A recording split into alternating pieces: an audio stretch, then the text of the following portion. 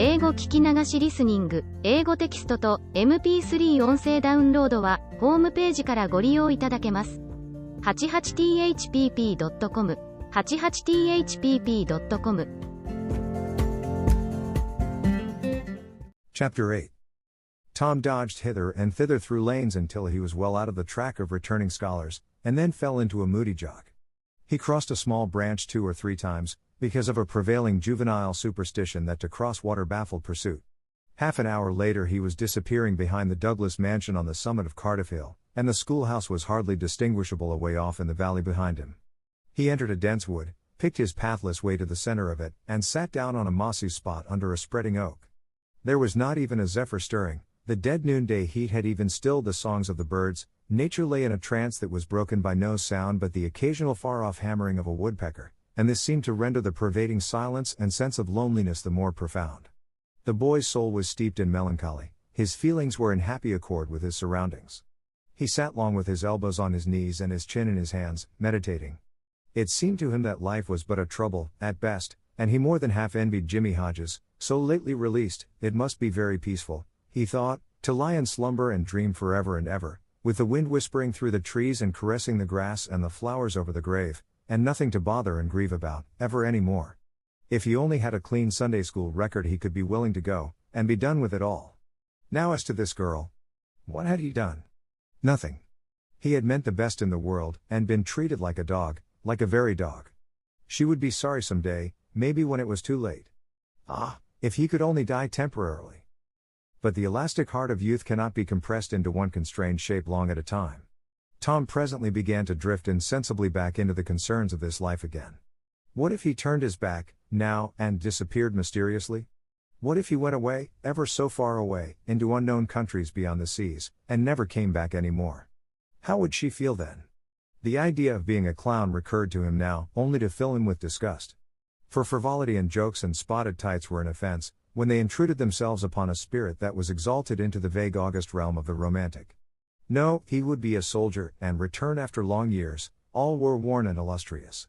No, better still, he would join the Indians, and hunt buffaloes and go on the warpath in the mountain ranges and the trackless great plains of the far west, and away in the future come back a great chief, bristling with feathers, hideous with paint, and prance into Sunday school, some drowsy summer morning, with a blood-curdling war-whoop, and sear the eyeballs of all his companions with unappeasable envy.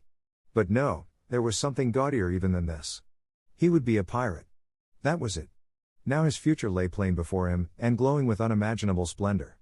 How his name would fill the world, and make people shudder. How gloriously he would go plowing the dancing seas, in his long, low, black-hulled racer, the spirit of the storm, with his grisly flag flying at the fore.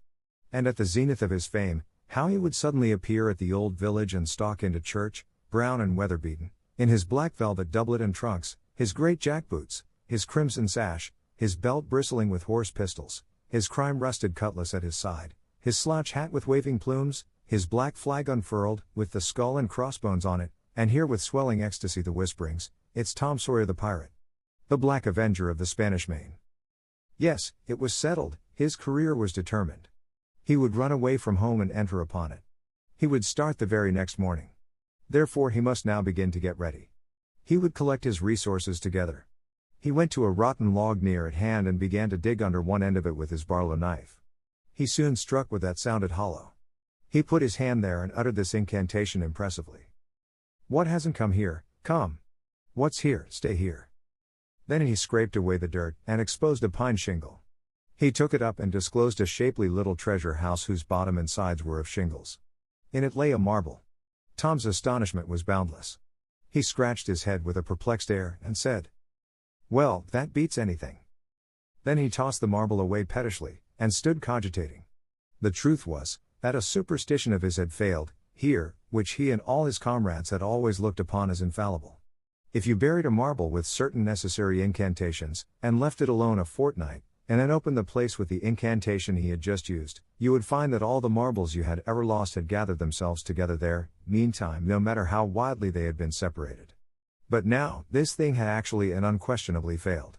Tom's whole structure of faith was shaken to its foundations. He had many a time heard of this thing succeeding but never of its failing before. It did not occur to him that he had tried it several times before, himself, but could never find the hiding places afterward. He puzzled over the matter some time, and finally decided that some witch had interfered and broken the charm. He thought he would satisfy himself on that point, so he searched around till he found a small sandy spot with a little funnel-shaped depression in it. He laid himself down and put his mouth close to this depression and called, "Doodlebug, Doodlebug, tell me what I want to know. Doodlebug, Doodlebug, tell me what I want to know." The sand began to work, and presently a small black bug appeared for a second and then darted under again in a fright. He doesn't tell. So it was a witch that done it. I just knowed it. He well knew the futility of trying to contend against witches, so he gave up discouraged. But it occurred to him that he might as well have the marble he had just thrown away, and therefore he went and made a patient search for it. But he could not find it.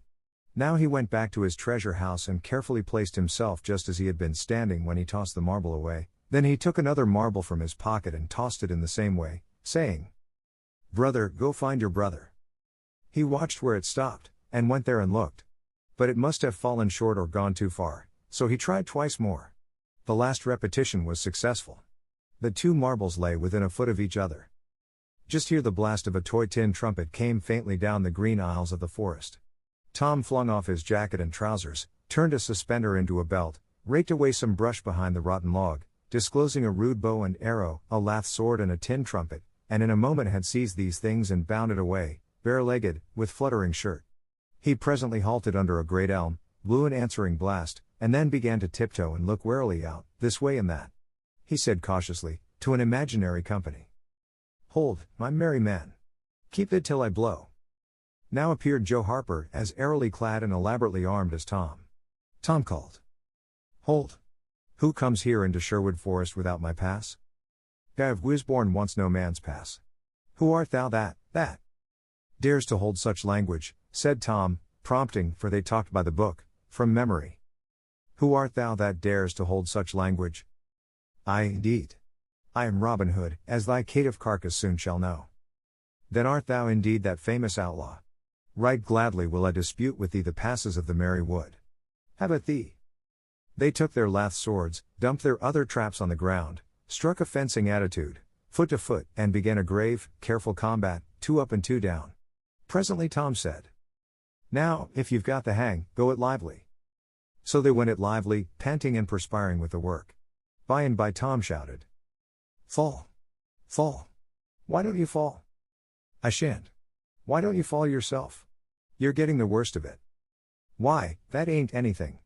I can't fall, that ain't the way it is in the book. The book says, then with one backhanded stroke he slew poor Guy of Wisborne. You're to turn around and let me hit you in the back." There was no getting around the authorities, so Joe turned, received the whack and fell. "Now," said Joe, getting up, "you got to let me kill you. That's fair." "Why, I can't do that, it ain't in the book." "Well, it's blamed mean, that's all."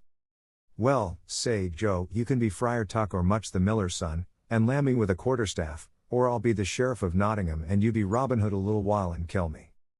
This was satisfactory, and so these adventures were carried out. Then Tom became Robin Hood again, and was allowed by the treacherous nun to bleed his strength away through his neglected wound.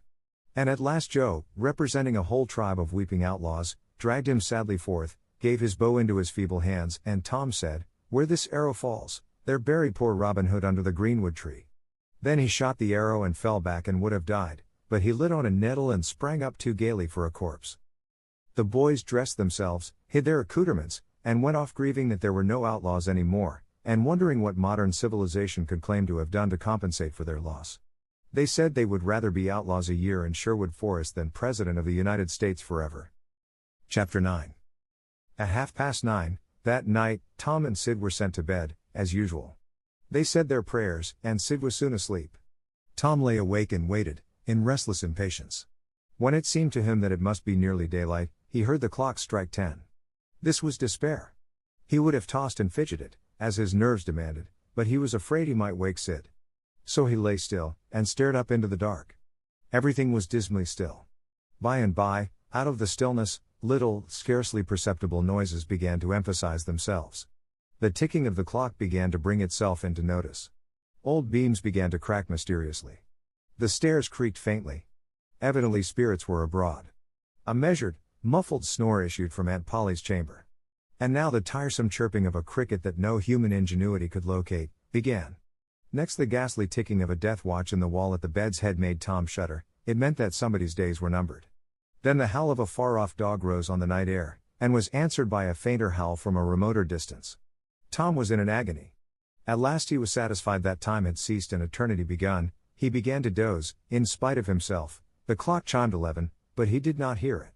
And then there came, mingling with his half-formed dreams, a most melancholy caterwauling. The raising of a neighboring window disturbed him. A cry of "Scat! You devil!" and the crash of an empty bottle against the back of his aunt's woodshed brought him wide awake, and a single minute later he was dressed and out of the window and creeping along the roof of the L on all fours. He meowed with caution once or twice, as he went, then jumped to the roof of the woodshed and thence to the ground. Huckleberry Finn was there, with his dead cat. The boys moved off and disappeared in the gloom. At the end of half an hour they were wading through the tall grass of the graveyard. It was a graveyard of the old-fashioned western kind.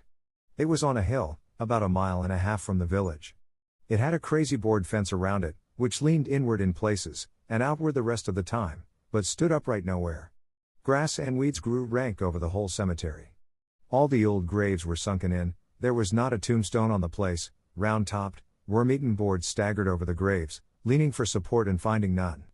Sacred to the memory of so-and-so had been painted on them once, but it could no longer have been read, on the most of them, now, even if there had been light. A faint wind moaned through the trees, and Tom feared it might be the spirits of the dead, complaining at being disturbed.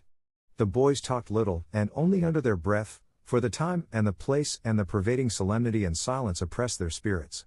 They found the sharp new heap they were seeking, and ensconced themselves within the protection of 3 great elms that grew in a bunch within a few feet of the grave. Then they waited in silence for what seemed a long time. The hooting of a distant owl was all the sound that troubled the dead stillness. Tom's reflections grew oppressive. He must force some talk. So he said in a whisper, "Hucky, do you believe the dead people like it for us to be here?" Huckleberry whispered, "I wished I knowed. It's awful solemn like, ain't it?" "I bet it is." There was a considerable pause, while the boys canvassed this matter inwardly. Then Tom whispered, "Say, Hucky, do you reckon Hoss Williams hears us talking?" "O' course he does. Least his sperrit does." Tom, after a pause, "I wish I'd said Mr. Williams. But I never meant any harm.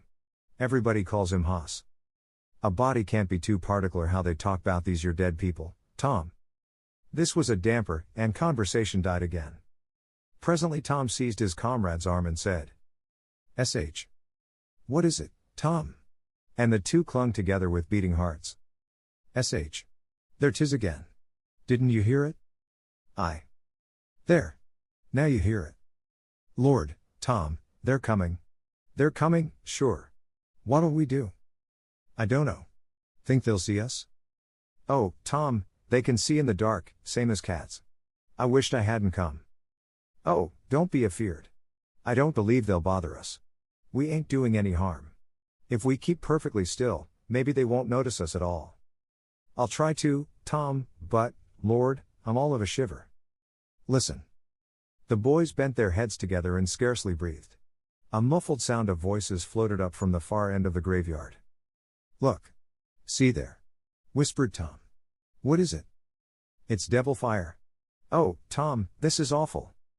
Some vague figures approached through the gloom, swinging an old-fashioned tin lantern that freckled the ground with innumerable little spangles of light.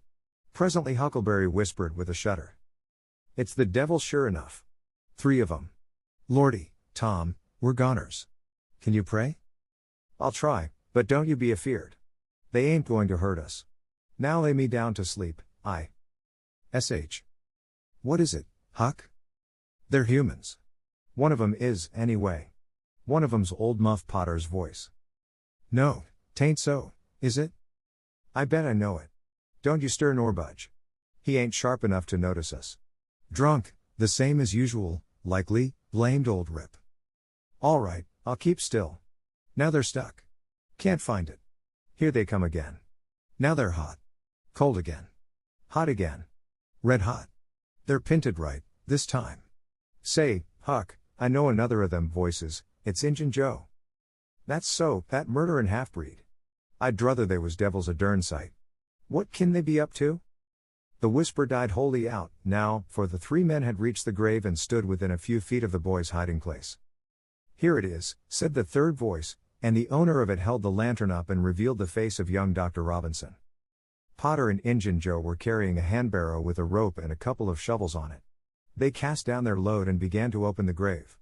The doctor put the lantern at the head of the grave and came and sat down with his back against one of the elm trees. He was so close the boys could have touched him. "Hurry, men," he said, in a low voice, "the moon might come out at any moment." They growled a response and went on digging. For some time there was no noise but the grating sound of the spades discharging their freight of mold and gravel. It was very monotonous. Finally a spade struck upon the coffin with a dull woody accent, and within another minute or two the men had hoisted it out on the ground. They pried off the lid with their shovels, got out the body and dumped it rudely on the ground. The moon drifted from behind the clouds and exposed the pallid face. The barrow was got ready and the corpse placed on it, covered with a blanket, and bound to its place with the rope. Potter took out a large spring knife and cut off the dangling end of the rope and then said, "Now the cuss thing's ready, Sawbones, and you'll just out with another 5, or here she stays." "That's the talk," said Injun Joe. "Look here, what does this mean?" said the doctor. "You required your pay in advance, and I've paid you." "Yes, and you done more than that," said Injun Joe, approaching the doctor, who was now standing. "5 years ago you drove me away from your father's kitchen one night, when I come to ask for something to eat, and you said I weren't there for any good, and when I swore I'd get even with you if it took 100 years, your father had me jailed for a vagrant. Did you think I'd forget? The Injun blood ain't in me for nothing. And now I've got you, and you got to settle, you know." He was threatening the doctor, with his fist in his face, by this time. The doctor struck out suddenly and stretched the ruffian on the ground. Potter dropped his knife, and exclaimed, "Here, now, don't you hit my part." And the next moment he had grappled with the doctor and the two were struggling with might and main, trampling the grass and tearing the ground with their heels. Injun Joe sprang to his feet, his eyes flaming with passion, snatched up Potter's knife, and went creeping, cat-like and stooping, round and round about the combatants, seeking an opportunity. All at once the doctor flung himself free, seized the heavy headboard of William's grave and felled Potter to the earth with it, and in the same instant the half-breed saw his chance and drove the knife to the hilt in the young man's breast. He reeled and fell partly upon Potter, flooding him with his blood, and in the same moment the clouds blotted out the dreadful spectacle and the two frightened boys went speeding away in the dark. Presently, when the moon emerged again, Injun Joe was standing over the two forms, contemplating them. The doctor murmured inarticulately, gave a long gasp or two and was still. The half-breed muttered, "That score is settled, damn you." Then he robbed the body. After which he put the fatal knife in Potter's open right hand, and sat down on the dismantled coffin. 3, 4, 5 minutes passed, and then Potter began to stir and moan. His hand closed upon the knife, he raised it, glanced at it, and let it fall, with a shudder. Then he sat up, pushing the body from him, and gazed at it, and then around him, confusedly. His eyes met Joe's. "Lord, how is this, Joe?" he said. "It's a dirty business," said Joe, without moving. "What did you do it for?" I never done it." "Look here. That kind of talk won't wash." Potter trembled and grew white. "I thought I'd got sober. I'd no business to drink tonight. But it's in my head yet, worse'n when we started here. I'm all in a muddle, can't recollect anything of it, hardly. Tell me, Joe, honest, now, old feller, did I do it?" "Joe, I never meant to, 'pon my soul and honor, I never meant to, Joe." "Tell me how it was, Joe." "Oh, it's awful, and him so young and promising." "Why, you two was scuffling, and he fetched you one with the headboard and you fell flat, and then up you come, all reeling and staggering like, and snatched the knife and jammed it into him, just as he fetched you another awful clip, and here you've laid, as dead as a wedge till now." "Oh, I didn't know what I was doing. I wish I may die this minute if I did. It was all on account of the whiskey and the excitement, I reckon. I never used a weapon in my life before, Joe. I've fought, but never with weapons. They'll all say that." "Joe, don't tell." "Say you won't tell, Joe, that's a good feller. I always liked you, Joe, and stood up for you, too. Don't you remember? You won't tell, will you, Joe?" And the poor creature dropped on his knees before the stolid murderer, and clasped his appealing hands. "No, you've always been fair and square with me, Muff Potter, and I won't go back on you. There, now, that's as fair as a man can say." "Oh, Joe, you're an angel. I'll bless you for this the longest day I live. And Potter began to cry. Come, now, that's enough of that. This ain't any time for blubbering. You be off yonder way and I'll go this. Move, now, and don't leave any tracks behind you. Potter started on a trot that quickly increased to a run. The half-breed stood looking after him. He muttered. If he's as much stunned with the lick and fuddled with the rum as he had the look of being, he won't think of the knife till he's gone so far he'll be afraid to come back after it to such a place by himself, chicken heart. 2 or 3 minutes later the murdered man, the blanketed corpse, the lidless coffin, and the open grave were under no inspection but the moon's. The stillness was complete again, too. Chapter 10. The two boys flew on and on, toward the village, speechless with horror. They glanced backward over their shoulders from time to time, apprehensively, as if they feared they might be followed. Every stump that started up in their path seemed a man and an enemy, and made them catch their breath, and as they sped by some outlying cottages that lay near the village, the barking of the aroused watchdogs seemed to give wings to their feet. If we can only get to the old tannery before we break down, whispered Tom, in short catches between breaths. I can't stand it much longer. Huckleberry's hard pantings were his only reply, and the boys fixed their eyes on the goal of their hopes and bent to their work to win it. They gained steadily on it, and at last, breast to breast, they burst through the open door and fell grateful and exhausted in the sheltering shadows beyond. By and by their pulses slowed down, and Tom whispered. Huckleberry, what do you reckon'll come of this? If Dr. Robinson dies, I reckon hanging'll come of it. Do you though? Why, I know it, Tom. Tom thought a while, then he said. Who'll tell? We. What are you talking about? S'pose something happened and Injun Joe didn't hang? Why, he'd kill us some time or other, just as dead sure as we're a-laying here. That's just what I was thinking to myself, Huck. If anybody tells, let Muff Potter do it, if he's fool enough. He's generally drunk enough. Tom said nothing, went on thinking. Presently he whispered. Huck, Muff Potter don't know it. How can he tell? What's the reason he don't know it? Because he just got that whack when Injun Joe done it. Do you reckon he could see anything? Do you reckon he knowed anything? By hokey, that's so, Tom. And besides, look a here, maybe that whack done for him. No, 'tain't likely, Tom. He had liquor in him, I could see that, and besides, he always has. Well, when Pap's full, you might take and belt him over the head with a church and you couldn't faze him. He says so, his own self. So it's the same with Muff Potter, of course. But if a man was dead sober, I reckon maybe that whack might fetch him, I dunno. After another reflective silence, Tom said. Hucky, you sure you can keep mum? Tom, we got to keep mum. You know that. That Injun devil wouldn't make any more of drowning us than a couple of cats, if we was to squeak 'bout this and they didn't hang him. Now, look a here, Tom, let's take and swear to one another, that's what we got to do, swear to keep mum. I'm agreed. It's the best thing. Would you just hold hands and swear that we? Oh no, that wouldn't do for this. That's good enough for little rubbishy common things, specially with gals, 'cause they go back on you anyway, and blab if they get in a huff, but there orter be writing 'bout a big thing like this. And blood. Tom's whole being applauded this idea. It was deep, and dark, and awful, the hour, the circumstances, the surroundings, were in keeping with it.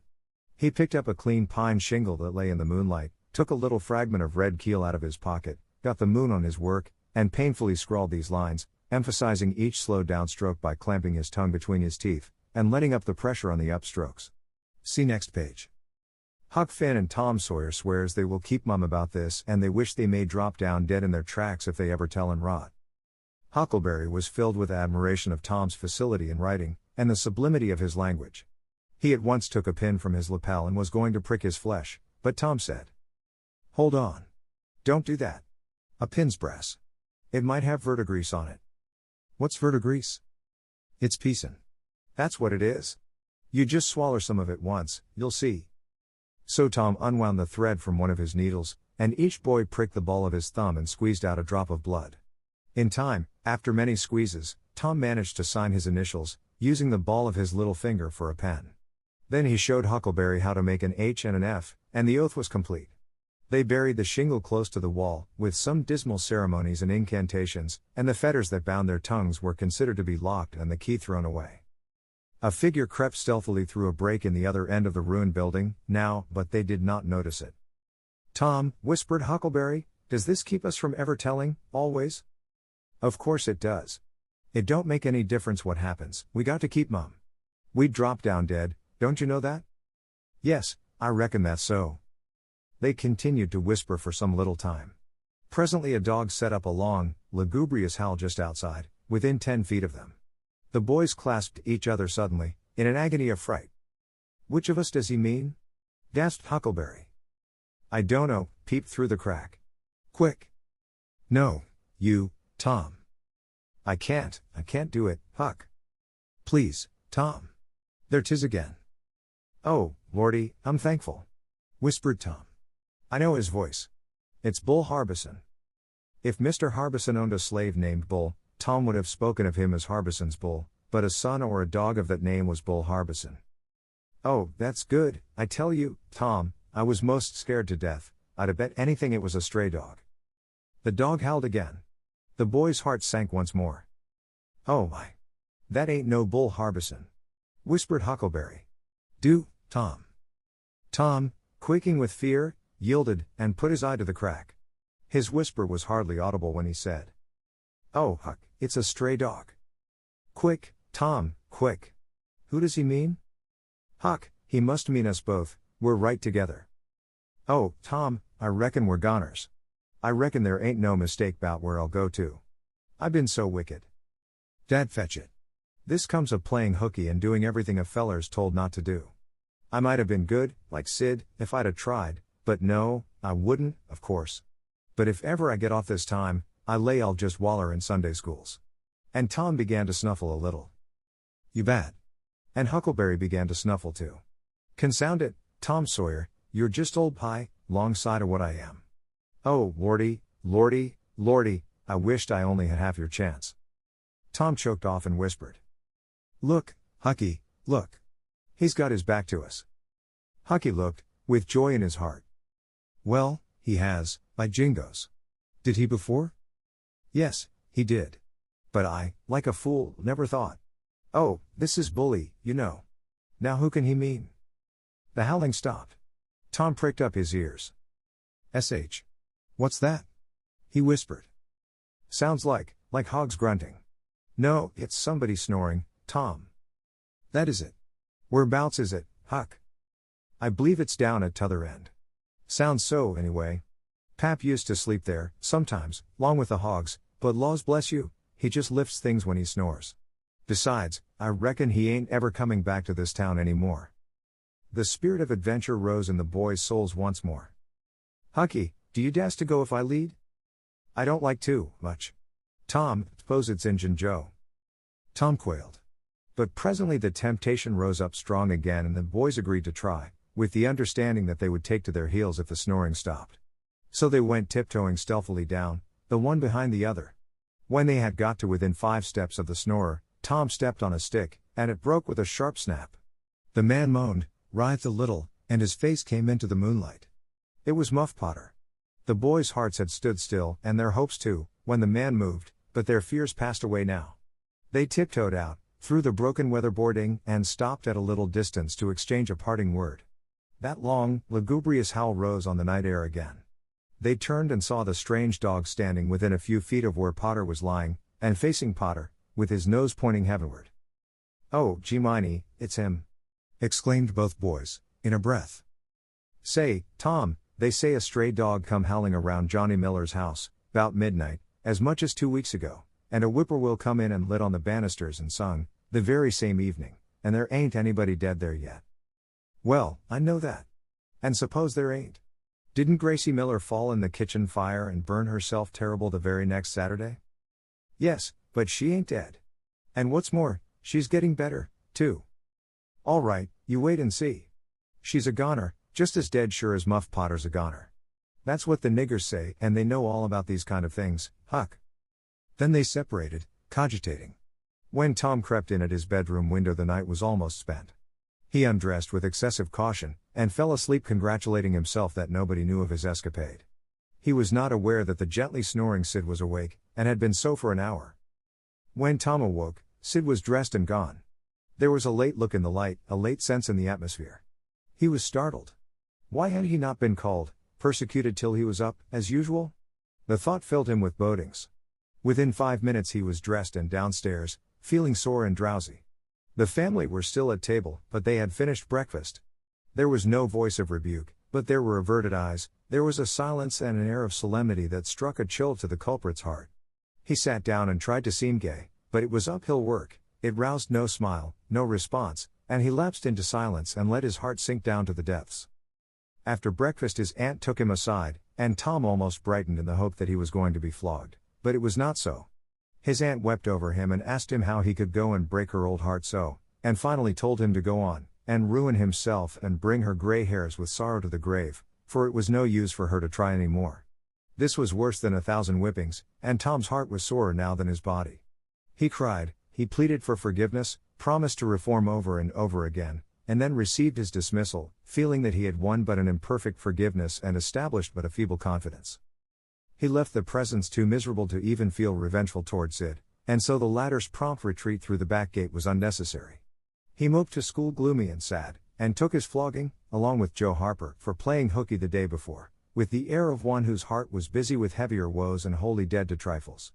Then he betook himself to his seat, rested his elbows on his desk and his jaws in his hands, and stared at the wall with the stony stare of suffering that has reached the limit and can no further go. His elbow was pressing against some hard substance. After a long time he slowly and sadly changed his position, and took up this object with a sigh. It was in a paper. He unrolled it. A long, lingering, colossal sigh followed, and his heart broke. It was his brass andiron knob. This final feather broke the camel's back. Chapter 11. Close upon the hour of noon the whole village was suddenly electrified with the ghastly news. No need of the as yet undreamed of telegraph, the tale flew from man to man, from group to group, from house to house, with little less than telegraphic speed. Of course the schoolmaster gave holiday for that afternoon. The town would have thought strangely of him if he had not. A gory knife had been found close to the murdered man, and it had been recognized by somebody as belonging to Muff Potter, so the story ran. And it was said that a belated citizen had come upon Potter washing himself in the branch about 1 or 2 o'clock in the morning, and that Potter had at once sneaked off, suspicious circumstances, especially the washing, which was not a habit with Potter. It was also said that the town had been ransacked for this murderer. The public are not slow in the matter of sifting evidence and arriving at a verdict, but that he could not be found. Horsemen had departed down all the roads in every direction, and the sheriff was confident that he would be captured before night. All the town was drifting toward the graveyard. Tom's heartbreak vanished and he joined the procession, not because he would not 1,000 times rather go anywhere else, but because an awful, unaccountable fascination drew him on. Arrived at the dreadful place, he wormed his small body through the crowd and saw the dismal spectacle. It seemed to him an age since he was there before. Somebody pinched his arm. He turned, and his eyes met Huckleberry's. Then both looked elsewhere at once, and wondered if anybody had noticed anything in their mutual glance. But everybody was talking, and intent upon the grisly spectacle before them. Poor fellow! Poor young fellow! This ought to be a lesson to grave robbers. Muff Potter'll hang for this if they catch him. This was the drift of remark, and the minister said, it was a judgment, his hand is here. Now Tom shivered from head to heel, for his eye fell upon the stolid face of Injun Joe. At this moment the crowd began to sway and struggle, and voices shouted, it's him! It's him! He's coming himself! Who? Who? From 20 voices. Muff Potter. Hello, he's stopped. Look out, he's turning. Don't let him get away. People in the branches of the trees over Tom's head said he wasn't trying to get away, he only looked doubtful and perplexed. Infernal impudence. Said a bystander, wanted to come and take a quiet look at his work, I reckon, didn't expect any company. The crowd fell apart, now, and the sheriff came through, ostentatiously leading Potter by the arm. The poor fellow's face was haggard, and his eyes showed the fear that was upon him. When he stood before the murdered man, he shook as with a palsy, and he put his face in his hands and burst into tears. I didn't do it, friends, he sobbed, 'pon my word and honor I never done it. Who's accused you? Shouted a voice. This shot seemed to carry home. Potter lifted his face and looked around him with a pathetic hopelessness in his eyes. He saw Injun Joe, and exclaimed. Oh, Injun Joe, you promised me you'd never. Is that your knife? And it was thrust before him by the sheriff. Potter would have fallen if they had not caught him and eased him to the ground. Then he said. Something told me if I didn't come back and get, he shuddered, then waved his nerveless hand with a vanquished gesture and said, "Tell him, Joe, tell him, it ain't any use anymore." Then Huckleberry and Tom stood dumb and staring, and heard the stony-hearted liar reel off his serene statement, they expecting every moment that the clear sky would deliver God's lightnings upon his head, and wondering to see how long the stroke was delayed. And when he had finished and still stood alive and whole, their wavering impulse to break their oath and save the poor betrayed prisoner's life faded and vanished away, for plainly this miscreant had sold himself to Satan, and it would be fatal to meddle with the property of such a power as that. "Why didn't you leave? What did you want to come here for?" somebody said. "I couldn't help it, Potter moaned. "I wanted to run away, but I couldn't seem to come anywhere but here." And he fell to sobbing again. Injun Joe repeated his statement, just as calmly, a few minutes afterward on the inquest, under oath, and the boys, seeing that the lightnings were still withheld, were confirmed in their belief that Joe had sold himself to the devil. He was now become, to them, the most balefully interesting object they had ever looked upon, and they could not take their fascinated eyes from his face. They inwardly resolved to watch him nights, when opportunity should offer, in the hope of getting a glimpse of his dread master. Injun Joe helped to raise the body of the murdered man and put it in a wagon for removal, and it was whispered through the shuddering crowd that the wound bled a little. The boys thought that this happy circumstance would turn suspicion in the right direction, but they were disappointed, for more than one villager remarked, "It was within 3 feet of Muff Potter when it done it." Tom's fearful secret and gnawing conscience disturbed his sleep for as much as a week after this, and at breakfast one morning Sid said, "Tom, you pitch around and talk in your sleep so much that you keep me awake half the time." Tom blanched and dropped his eyes. "It's a bad sign," said Aunt Polly, gravely. "What you got on your mind, Tom?" "Nothing. Nothing I know of." But the boy's hand shook so that he spilled his coffee. "And you do talk such stuff," Sid said. "Last night you said, 'It's blood, that's what it is.' You said that over and over. And you said, 'Don't torment me so, I'll tell.' Tell what? What is it you'll tell?" Everything was swimming before Tom. There is no telling what might have happened now, but luckily the concern passed out of Aunt Polly's face and she came to Tom's relief without knowing it. She said, "Sho. It's that dreadful murder. I dream about it most every night myself. Sometimes I dream it's me that done it." Mary said she had been affected much the same way. Sid seemed satisfied. Tom got out of the presence as quick as he plausibly could, and after that he complained of toothache for a week, and tied up his jaws every night. He never knew that Sid lay nightly watching, and frequently slipped the bandage free, and then leaned on his elbow listening a good while at a time, and afterwards slipped the bandage back to its place again. Tom's distress of mind wore off gradually and the toothache grew irksome and was discarded. If Sid really managed to make anything out of Tom's disjointed mutterings, he kept it to himself. It seemed to Tom that his schoolmates never would get done holding inquests on dead cats, and thus keeping his trouble present to his mind. Sid noticed that Tom never was coroner at one of these inquiries, though it had been his habit to take the lead in all new enterprises. He noticed, too, that Tom never acted as a witness, and that was strange, and Sid did not overlook the fact that Tom even showed a marked aversion to these inquests, and always avoided them when he could. Sid marveled, but said nothing. However, even inquests went out of vogue at last, and ceased to torture Tom's conscience. Every day or two, during this time of sorrow, Tom watched his opportunity and went to the little grated jail window and smuggled such small comforts through to the murderer as he could get hold of. The jail was a trifling little brick den that stood in a marsh at the edge of the village, and no guards were afforded for it. Indeed, it was seldom occupied. These offerings greatly helped to ease Tom's conscience. The villagers had a strong desire to tar and feather Injun Joe and ride him on a rail, for body snatching, but so formidable was his character that nobody could be found who was willing to take the lead in the matter, so it was dropped. He had been careful to begin both of his inquest statements with a fight, without confessing the grave robbery that preceded it, therefore it was deemed wisest not to try the case in the courts at present. Chapter 12. One of the reasons why Tom's mind had drifted away from its secret troubles was, that it had found a new and weighty matter to interest itself about. Becky Thatcher had stopped coming to school. Tom had struggled with his pride a few days, and tried to whistle her down the wind, but failed. He began to find himself hanging around her father's house, nights, and feeling very miserable. She was ill. What if she should die? There was distraction in the thought. He no longer took an interest in war, nor even in piracy. The charm of life was gone, there was nothing but dreariness left. He put his hoop away and his bat, there was no joy in them any more. His aunt was concerned. She began to try all manner of remedies on him. She was one of those people who are infatuated with patent medicines and all newfangled methods of producing health or mending it. She was an inveterate experimenter in these things. When something fresh in this line came out, she was in a fever, right away, to try it, not on herself, for she was never ailing, but on anybody else that came handy. She was a subscriber for all the health periodicals and phrenological frauds, and the solemn ignorance they were inflated with was breath to her nostrils. All the rot they contained about ventilation, and how to go to bed, and how to get up, and what to eat, and what to drink, and how much exercise to take, and what frame of mind to keep oneself in, and what sort of clothing to wear, was all gospel to her, and she never observed that her health journals of the current month customarily upset everything they had recommended the month before.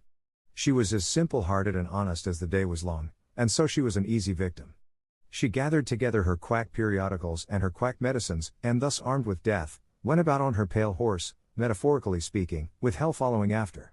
But she never suspected that she was not an angel of healing in the balm of Gilead in disguise, to the suffering neighbors. The water treatment was new, now, and Tom's low condition was a windfall to her. She had him out at daylight every morning, stood him up in the woodshed and drowned him with a deluge of cold water, then she scrubbed him down with a towel like a file, and so brought him to. Then she rolled him up in a wet sheet and put him away under blankets till she sweated his soul clean and the yellow stains of it came through his pores, as Tom said. Yet notwithstanding all this, the boy grew more and more melancholy and pale and dejected. She added hot baths, sitz baths, shower baths, and plunges. The boy remained as dismal as a hearse. She began to assist the water with a slim oatmeal diet and blister plasters. She calculated his capacity as she would a jug's, and filled him up every day with quack cure-alls. Tom had become indifferent to persecution by this time. This phase filled the old lady's heart with consternation. This indifference must be broken up at any cost. Now she heard of painkiller for the first time. She ordered a lot at once. She tasted it and was filled with gratitude. It was simply fire in a liquid form. She dropped the water treatment and everything else, and pinned her faith to painkiller. She gave Tom a teaspoonful and watched with the deepest anxiety for the result. Her troubles were instantly at rest, her soul at peace again, for the indifference was broken up. The boy could not have shown a wilder, heartier interest, if she had built a fire under him. Tom felt that it was time to wake up. This sort of life might be romantic enough, in his blighted condition, but it was getting to have too little sentiment and too much distracting variety about it. So he thought over various plans for relief, and finally hit upon that of professing to be fond of painkiller. He asked for it so often that he became a nuisance, and his aunt ended by telling him to help himself and quit bothering her. If it had been Sid, she would have had no misgivings to alloy her delight, but since it was Tom, she watched the bottle clandestinely. She found that the medicine did really diminish, but it did not occur to her that the boy was mending the health of a crack in the sitting room floor with it. One day Tom was in the act of dosing the crack when his aunt's yellow cat came along, purring, eyeing the teaspoon avariciously, and begging for a taste. Tom said, "Don't ask for it unless you want it, Peter." But Peter signified that he did want it. "You better make sure." Peter was sure. "Now you've asked for it, and I'll give it to you, because there ain't anything mean about me, but if you find you don't like it, you mustn't blame anybody but your own self." Peter was agreeable. So Tom pried his mouth open and poured down the painkiller. Peter sprang a couple of yards in the air, and then delivered a war whoop and set off round and round the room, banging against furniture, upsetting flowerpots, and making general havoc. Next he rose on his hind feet and pranced around, in a frenzy of enjoyment, with his head over his shoulder and his voice proclaiming his unappeasable happiness. Then he went tearing around the house again, spreading chaos and destruction in his path. Aunt Polly entered in time to see him throw a few double somersets, deliver a final mighty hurrah, and sail through the open window, carrying the rest of the flowerpots with him. The old lady stood petrified with astonishment, peering over her glasses. Tom lay on the floor expiring with laughter. "Tom, what on earth ails that cat?" "I don't know, Aunt," gasped the boy. "Why, I never see anything like it. What did make him act so?" "'Deed I don't know, Aunt Polly. Cats always act so when they're having a good time." "They do they?" There was something in the tone that made Tom apprehensive. "Yes'm. That is, I believe they do." "You do?" "Yes'm." The old lady was bending down, Tom watching, with interest emphasized by anxiety. Too late he divined her drift. The handle of the telltale teaspoon was visible under the bed valance. Aunt Polly took it, held it up. Tom winced, and dropped his eyes. Aunt Polly raised him by the usual handle, his ear, and cracked his head soundly with her thimble. Now, sir, what did you want to treat that poor dumb beast so, for? I done it out of pity for him, because he hadn't any aunt. Hadn't any aunt. You numbskull. What has that got to do with it? Heaps. Because if he'd had one, she'd have burnt him out herself. She'd have roasted his bowels out of him without any more feeling than if he was a human. Aunt Polly felt a sudden pang of remorse. This was putting the thing in a new light. What was cruelty to a cat might be cruelty to a boy, too. She began to soften. She felt sorry. Her eyes watered a little, and she put her hand on Tom's head and said gently, I was meaning for the best, Tom. And, Tom, it did do you good. Tom looked up in her face with just a perceptible twinkle peeping through his gravity. I know you was meaning for the best, Auntie, and so was I with Peter. It done him good, too. I never see him get around so since. Oh, go long with you, Tom, before you aggravate me again. And you try and see if you can't be a good boy for once, and you needn't take any more medicine. Tom reached school ahead of time. It was noticed that this strange thing had been occurring every day latterly. And now, as usual of late, he hung about the gate of the schoolyard instead of playing with his comrades. He was sick, he said, and he looked it. He tried to seem to be looking everywhere but whither he really was looking, down the road. Presently Jeff Thatcher hove in sight and Tom's face lighted. He gazed a moment and then turned sorrowfully away. When Jeff arrived, Tom accosted him, and led up warily to opportunities for remark about Becky, but the giddy lad never could see the bait. Tom watched and watched, hoping whenever a frisking frock came in sight, and hating the owner of it as soon as he saw she was not the right one. At last Frock ceased to appear, and he dropped hopelessly into the dumps. He entered the empty schoolhouse and sat down to suffer. Then one more Frock passed in at the gate, and Tom's heart gave a great bound. The next instant he was out, and going on like an Indian, yelling, laughing, chasing boys, jumping over the fence at risk of life and limb, throwing handsprings, standing on his head, doing all the heroic things he could conceive of, and keeping a furtive eye out, all the while, to see if Becky Thatcher was noticing. But she seemed to be unconscious of it all. She never looked. Could it be possible that she was not aware that he was there? He carried his exploits to her immediate vicinity, came whooping around, snatched a boy's cap, hurled it to the roof of the schoolhouse, broke through a group of boys, tumbling them in every direction, and fell sprawling, himself, under Becky's nose, almost upsetting her, and she turned, with her nose in the air, and he heard her say, MF. Some people think they're mighty smart, always showing off. Tom's cheeks burned. He gathered himself up and sneaked off, crushed and crestfallen. Chapter 13. Tom's mind was made up now. He was gloomy and desperate. He was a forsaken, friendless boy, he said. Nobody loved him. When they found out what they had driven him to, perhaps they would be sorry. He had tried to do right and get along, but they would not let him, since nothing would do them but to be rid of him. Let it be so, and let them blame him for the consequences. Why shouldn't they? What right had the friendless to complain? Yes, they had forced him to it at last. He would lead a life of crime. There was no choice. By this time he was far down Meadow Lane, and the bell for school to take up tinkled faintly upon his ear. He sobbed, now, to think he should never hear that old familiar sound any more. It was very hard, but it was forced on him. Since he was driven out into the cold world, he must submit, but he forgave them. Then the sobs came thick and fast. Just at this point he met his soul's sworn comrade, Joe Harper, hard-eyed, and with evidently a great and dismal purpose in his heart. Plainly here were two souls with but a single thought. Tom, wiping his eyes with his sleeve, began to blubber out something about a resolution to escape from hard usage and lack of sympathy at home by roaming abroad into the great world never to return, and ended by hoping that Joe would not forget him. But it transpired that this was a request which Joe had just been going to make of Tom, and had come to hunt him up for that purpose. His mother had whipped him for drinking some cream which he had never tasted and knew nothing about. It was plain that she was tired of him and wished him to go. If she felt that way, there was nothing for him to do but succumb. He hoped she would be happy, and never regret having driven her poor boy out into the unfeeling world to suffer and die. As the two boys walked sorrowing along, they made a new compact to stand by each other and be brothers and never separate till death relieved them of their troubles. Then they began to lay their plans.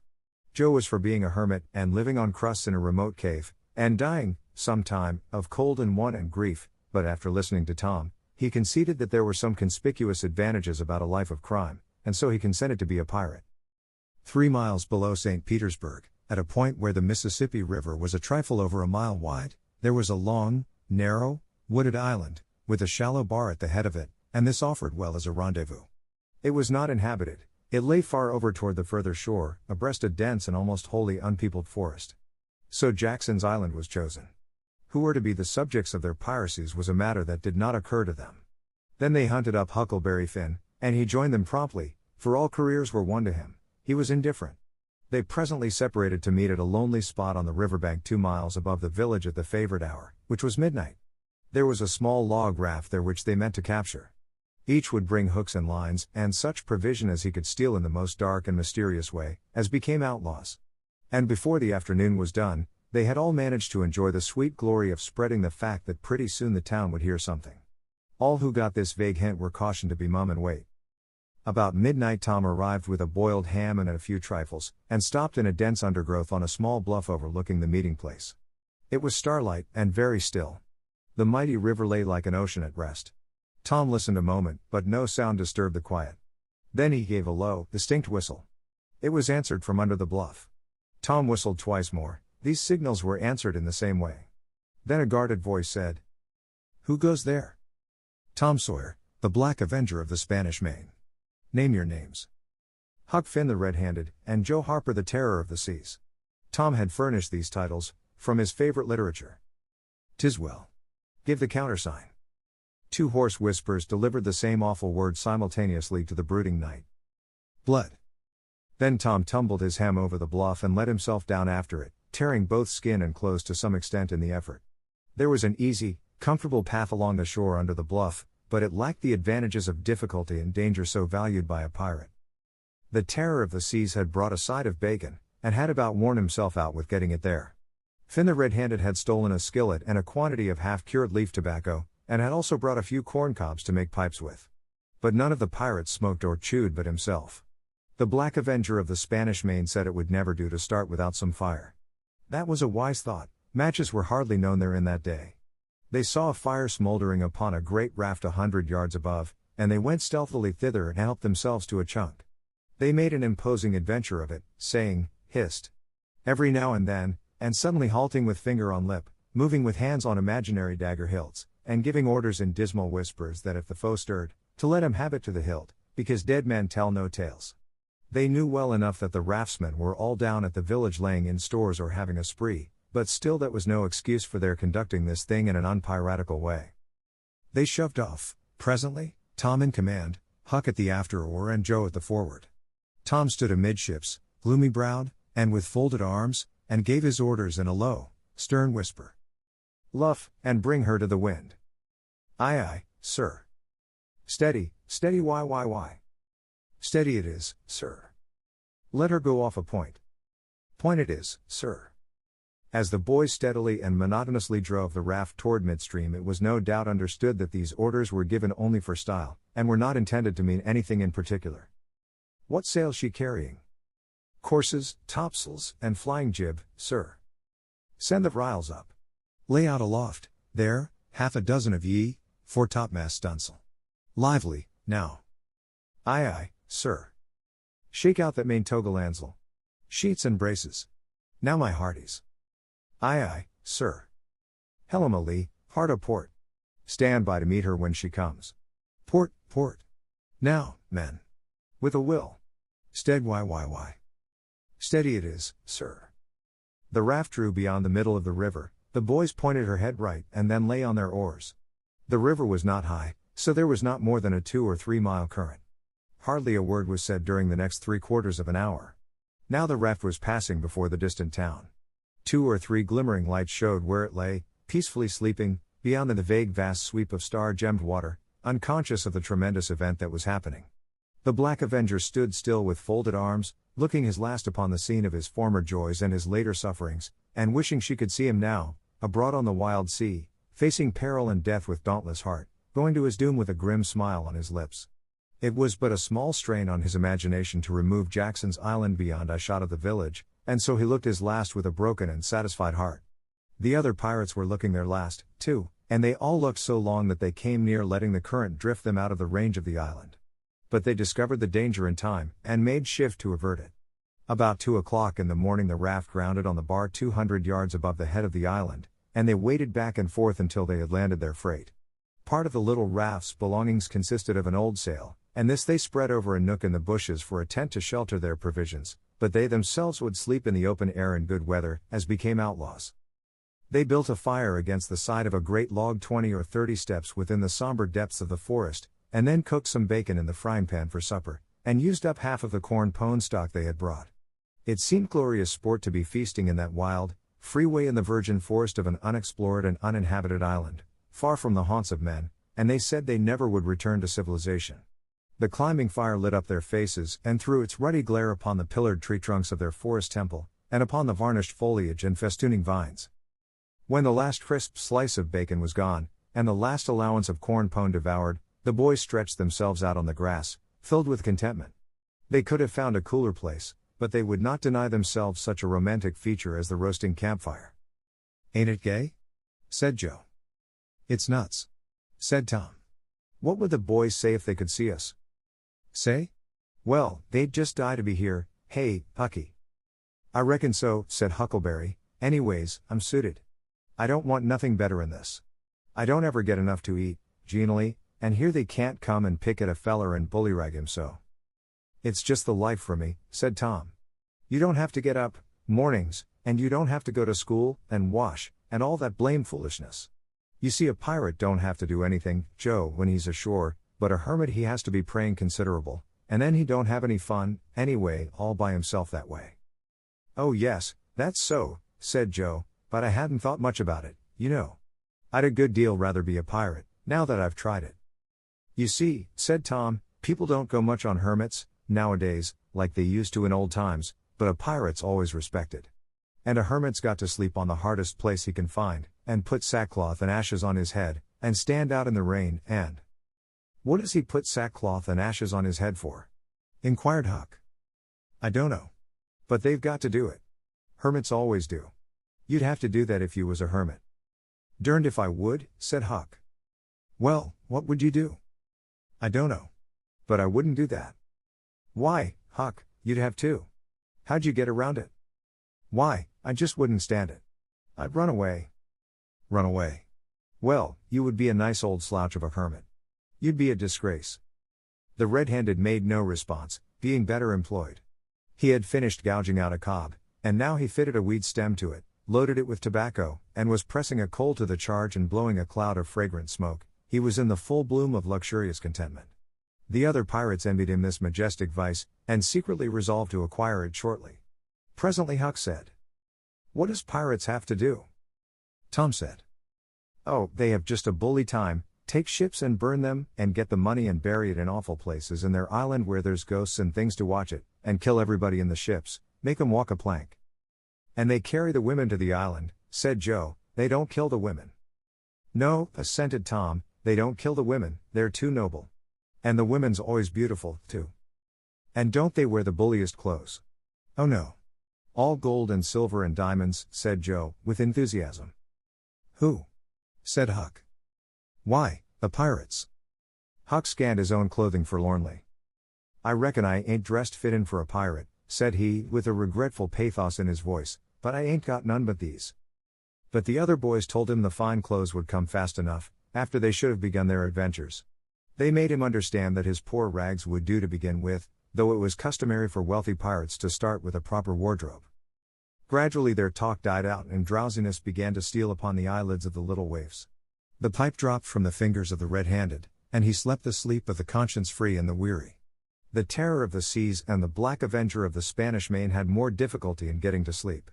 They said their prayers inwardly, and lying down, since there was nobody there with authority to make them kneel and recite aloud. In truth, they had a mind not to say them at all, but they were afraid to proceed to such lengths as that, lest they might call down a sudden and special thunderbolt from heaven. Then at once they reached and hovered upon the imminent verge of sleep, but an intruder came, now, that would not down. It was conscience. They began to feel a vague fear that they had been doing wrong to run away, and next they thought of the stolen meat, and then the real torture came. They tried to argue it away by reminding conscience that they had purloined sweetmeats and apples scores of times, but conscience was not to be appeased by such thin plausibilities. It seemed to them, in the end, that there was no getting around the stubborn fact that taking sweetmeats was only hooking, while taking bacon and hams and such valuables was plain simple stealing, and there was a command against that in the Bible. So they inwardly resolved that so long as they remained in the business, their piracy should not again be sullied with the crime of stealing. Then conscience granted a truce, and these curiously inconsistent pirates fell peacefully to sleep. Chapter 14. When Tom awoke in the morning, he wondered where he was. He sat up and rubbed his eyes and looked around. Then he comprehended. It was the cool gray dawn, and there was a delicious sense of repose and peace in the deep pervading calm and silence of the woods. Not a leaf stirred, not a sound obtruded upon great nature's meditation. Beaded dewdrops stood upon the leaves and grasses. A white layer of ashes covered the fire, and a thin blue breath of smoke rose straight into the air. Joe and Huck still slept. Now, far away in the woods a bird called, another answered, presently the hammering of a woodpecker was heard. Gradually the cool dim gray of the morning whitened, and as gradually sounds multiplied and life manifested itself. The marvel of nature shaking off sleep and going to work unfolded itself to the musing boy. A little green worm came crawling over a dewy leaf, lifting 2/3 of his body into the air from time to time and sniffing around, then proceeding again, for he was measuring, Tom said, and when the worm approached him, of its own accord, he sat as still as a stone, with his hopes rising and falling, by turns, as the creature still came toward him or seemed inclined to go elsewhere, and when at last it considered a painful moment with its curved body in the air and then came decisively down upon Tom's leg and began a journey over him, his whole heart was glad, for that meant that he was going to have a new suit of clothes, without the shadow of a doubt a gaudy piratical uniform. Now a procession of ants appeared, from nowhere in particular, and went about their labors. One struggled manfully by with a dead spider 5 times as big as itself in its arms, and lugged it straight up a tree trunk. A brown-spotted ladybug climbed the dizzy height of a grass blade, and Tom bent down close to it and said, "Ladybug, ladybug, fly away home, your house is on fire, your children's alone," and she took wing and went off to see about it, which did not surprise the boy, for he knew of old that this insect was credulous about conflagrations, and he had practiced upon its simplicity more than once. A tumblebug came next, heaving sturdily its ball, and Tom touched the creature, to see it shut its legs against its body and pretend to be dead. The birds were fairly rioting by this time.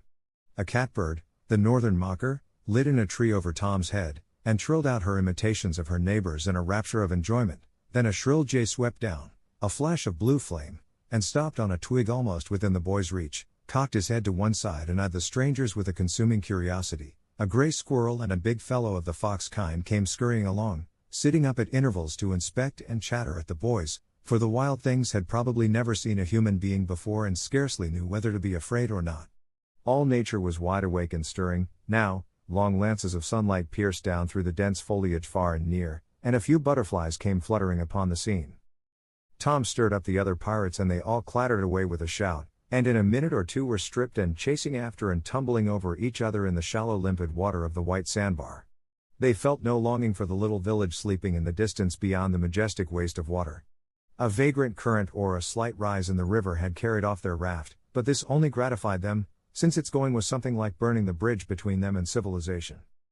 They came back to camp wonderfully refreshed, glad-hearted, and ravenous, and they soon had the campfire blazing up again. Huck found a spring of clear cold water close by, and the boys made cups of broad oak or hickory leaves, and felt that water, sweetened with such a wildwood charm as that, would be a good enough substitute for coffee. While Joe was slicing bacon for breakfast, Tom and Huck asked him to hold on a minute. They stepped to a promising nook in the riverbank and threw in their lines. Almost immediately they had reward. Joe had not had time to get impatient before they were back again with some handsome bass, a couple of sun perch and a small catfish, provisions enough for quite a family. They fried the fish with the bacon, and were astonished, for no fish had ever seemed so delicious before. They did not know that the quicker a freshwater fish is on the fire after he is caught the better he is, and they reflected little upon what a sauce open-air sleeping, open-air exercise, bathing, and a large ingredient of hunger make, too. They lay around in the shade, after breakfast, while Huck had a smoke, and then went off through the woods on an exploring expedition. They tramped gaily along, over decaying logs, through tangled underbrush, among solemn monarchs of the forest, hung from their crowns to the ground with a drooping regalia of grapevines. Now and then they came upon snug nooks carpeted with grass and jeweled with flowers. They found plenty of things to be delighted with, but nothing to be astonished at. They discovered that the island was about 3 miles long and 1/4 of a mile wide, and that the shore it lay closest to was only separated from it by a narrow channel hardly 200 yards wide. They took a swim about every hour, so it was close upon the middle of the afternoon when they got back to camp. They were too hungry to stop to fish, but they fared sumptuously upon cold ham, and then threw themselves down in the shade to talk. But the talk soon began to drag, and then died. The stillness, the solemnity that brooded in the woods, and the sense of loneliness, began to tell upon the spirits of the boys. They fell to thinking. A sort of undefined longing crept upon them. This took dim shape. Presently, it was budding homesickness. Even Finn the Red-Handed was dreaming of his doorsteps and empty hogsheads. But they were all ashamed of their weakness, and none was brave enough to speak his thought. For some time, now, the boys had been dully conscious of a peculiar sound in the distance, just as one sometimes is of the ticking of a clock which he takes no distinct note of. But now this mysterious sound became more pronounced, and forced a recognition. The boys started, glanced at each other, and then each assumed a listening attitude. There was a long silence, profound and unbroken, then a deep, sullen boom came floating down out of the distance. "What is it?" exclaimed Joe, under his breath. "I wonder," said Tom in a whisper. "'Tain't thunder," said Huckleberry, in an awed tone, "because thunder." "Hark!" said Tom. "Listen, don't talk." They waited a time that seemed an age, and then the same muffled boom troubled the solemn hush. "Let's go and see." They sprang to their feet and hurried to the shore toward the town. They parted the bushes on the bank and peered out over the water. The little steam ferry boat was about a mile below the village, drifting with the current. Her broad deck seemed crowded with people. There were a great many skiffs rowing about or floating with the stream in the neighborhood of the ferry boat, but the boys could not determine what the men in them were doing. Presently a great jet of white smoke burst from the ferryboat side, and as it expanded and rose in a lazy cloud, that same dull throb of sound was borne to the listeners again. "I know now," exclaimed Tom, "somebody's drowned." "That's it," said Huck. "They'd done that last summer, when Bill Turner got drowned. They shoot a cannon over the water, and that makes him come up to the top. Yes, and they take loaves of bread and put quicksilver in 'em and set 'em afloat, and wherever there's anybody that's drowned, they'll float right there and stop." "Yes, I've heard about that," said Joe. "I wonder what makes the bread do that." "Oh, it ain't the bread, so much," said Tom. "I reckon it's mostly what they say over it before they started out." "But they don't say anything over it," said Huck. "I've seen 'em and they don't." "Well, that's funny," said Tom. "But maybe they say it to themselves." "Of course they do. Anybody might know that." The other boys agreed that there was reason in what Tom said, because an ignorant lump of bread, uninstructed by an incantation, could not be expected to act very intelligently when set upon an errand of such gravity. "By jings, I wish I was over there, now," said Joe. "I do too," said Huck. "I'd give heaps to know who it is." The boys still listened and watched. Presently a revealing thought flashed through Tom's mind, and he exclaimed, "Boys, I know who's drowned, it's us." They felt like heroes in an instant. Here was a gorgeous triumph. They were missed, they were mourned, hearts were breaking on their account, tears were being shed, accusing memories of unkindness to these poor lost lads were rising up, and unavailing regrets and remorse were being indulged, and best of all, the departed were the talk of the whole town, and the envy of all the boys, as far as this dazzling notoriety was concerned. This was fine. It was worthwhile to be a pirate, after all. As twilight drew on, the ferryboat went back to her accustomed business and the skiffs disappeared. The pirates returned to camp. They were jubilant with vanity over their new grandeur in the illustrious trouble they were making. They caught fish, cooked supper and ate it, and then fell to guessing at what the village was thinking and saying about them, and the pictures they drew of the public distress on their account were gratifying to look upon, from their point of view. But when the shadows of night closed them in, they gradually ceased to talk, and sat gazing into the fire, with their minds inevitably wandering elsewhere. The excitement was gone, now, and Tom and Joe could not keep back thoughts of certain persons at home who were not enjoying this fine frolic as much as they were. Misgivings came, they grew troubled and unhappy, a sigh or two escaped, unawares. By and by Joe timidly ventured upon a roundabout feeler as to how the others might look upon a return to civilization, not right now, but. Tom withered him with derision. Huck, being uncommitted as yet, joined in with Tom, and the waverer quickly explained, and was glad to get out of the scrape with as little taint of chicken-hearted homesickness clinging to his garments as he could. Mutiny was effectually laid to rest for the moment. As the night deepened, Huck began to nod, and presently to snore. Joe followed next. Tom lay upon his elbow motionless, for some time, watching the two intently. At last he got up cautiously, on his knees, and went searching among the grass and the flickering reflections flung by the campfire. He picked up and inspected several large semi-cylinders of the thin white bark of a sycamore, and finally chose two which seemed to suit him.